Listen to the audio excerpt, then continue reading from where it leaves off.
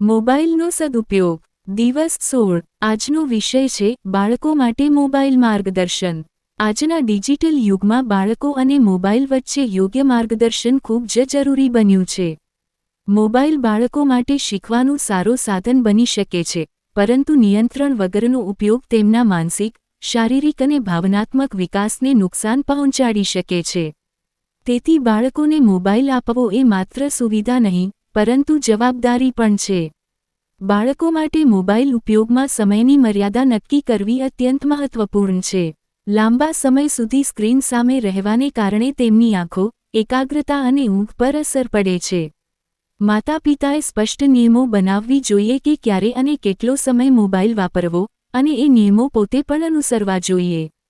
કઈ એપ્સ અને કન્ટેન્ટ બાળકો જુએ છે તેની દેખરેખ રાખવી પણ જરૂરી છે।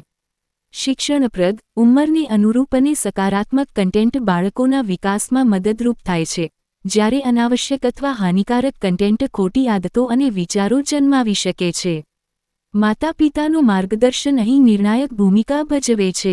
મોબાઈલને બાળકોની ચૂપ કરાવવાની કે વ્યસ્ત રાખવાની વસ્તુ ન બનાવવી જોઈએ। રમવા, વાંચવા, વાતચીત કરવા અને પ્રકૃતિ સાથે જોડાવા જેવી પ્રવૃત્તિઓ બાળકોના સર્વાંગી વિકાસ માટે જરૂરી છે। જ્યારે પરિવાર સાથે સમય વિતાવવામાં આવે છે, ત્યારે મોબાઈલની જરૂરિયાત આપમેળે ઘટે છે।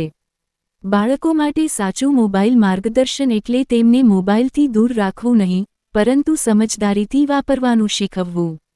જો બાળકોને શરૂઆતથી જ સંતુલિત ઉપયોગ, સમયનું મૂલ્ય અને આત્મનિયંત્રણ શીખવવામાં આવે, તો મોબાઈલ તેમનો દુશ્મન નહીં પરંતુ એક સકારાત્મક સાધન બની શકે છે।